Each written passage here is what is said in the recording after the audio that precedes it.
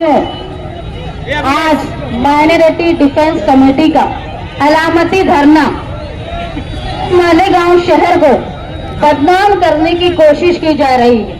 हम माजी में कुछ दिनों से देख रहे हैं कि मुसलमान कसीर आबादी होती है, जहां माइनॉरिटी की आबादी ज्यादा होती है, वहां कहीं बीजेपी अपने पार्टी के लोगों को माइनॉरिटी को परेशान करके या कहीं वो अपने दलाल पार्टी को भेजकर माइनॉरिटी को एक तरफा करके अक्सरियत में वोट लेने का काम करती है।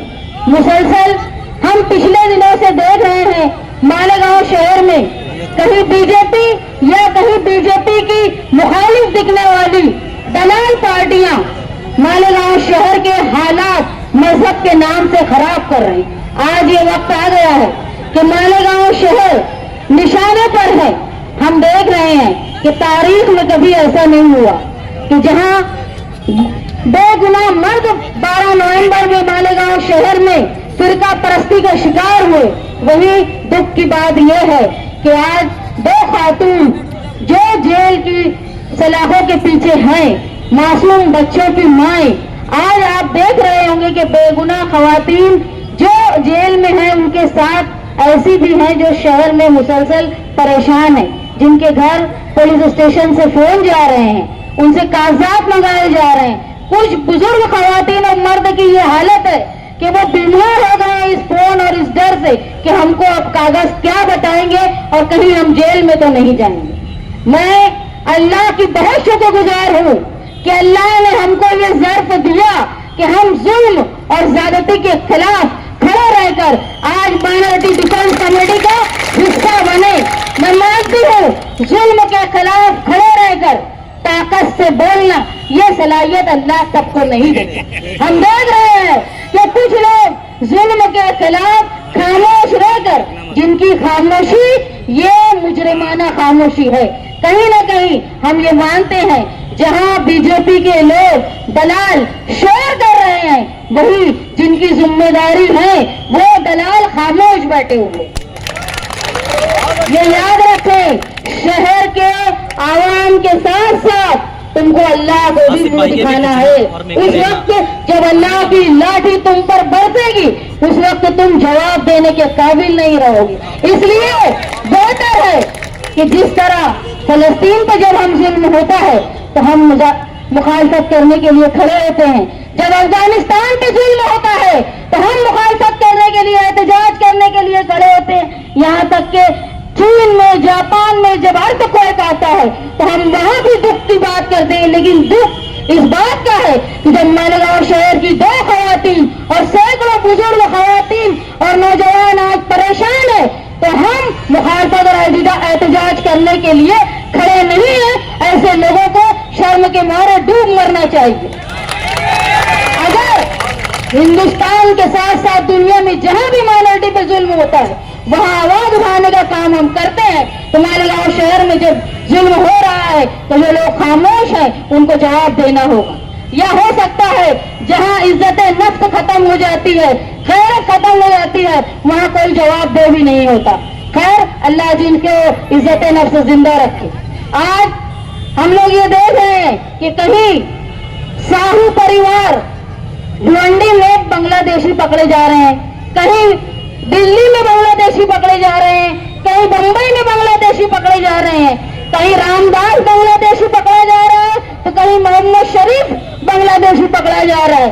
तो जो किरीट सोमैया मालेगांव में आकर नाटक कर रहे हैं, तो मैं ये बोलती हूँ कि ये नाटक करने की बजाय किरीट सोमैया को हिंदुस्तान के फॉरेन मिनिस्टर, हिंदुस्तान के होम मिनिस्टर और हिंदुस्तान के डिफेंस मिनिस्टर से इस्तीफा मांगना चाहिए कि ये कैसे हिंदुस्तान में बांग्लादेशी आ रहे हैं।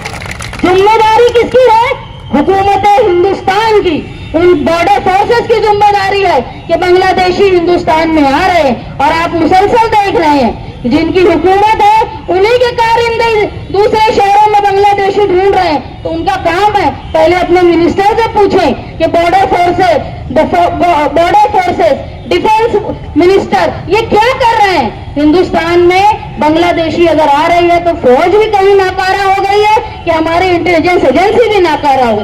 बेहतर ये है, मैं माइनॉरिटी डिफेंस कमेटी की तरफ से ये मांग करती हूँ कि मालेगांव शहर पूरी तरह शफाफ है, यहाँ कोई बांग्लादेशी नहीं है। ये हो सकता है कि हमसे कागज बनाने में गफलत हुई है, लेकिन हमारी गफलत मुजरमाना नहीं है, हमारी नीयत खराब नहीं है। हम वो कौम से ताल्लुक रखते हैं जो मरने के बाद भी अपने वतन की मिट्टी में शहीद और दफन होना पसंद करते। हम वो कौम है जिसके मजहब का एक जुज़्व है हुब्बुल वतनी। हमको अपनी मुल्क के साथ मोहब्बत करना ये सिखाने की जरूरत किसी और लोगों को नहीं। हिंदुस्तान का जो हमारा आयन है उन्होंने हमको बराबर हक दिया है। आज आप देख रहे हैं कहीं कुंभ मेले में हजारों लोगों की श्रद्धालुओं की मौत, कहीं बेरोजगारी से हिंदुस्तान परेशान।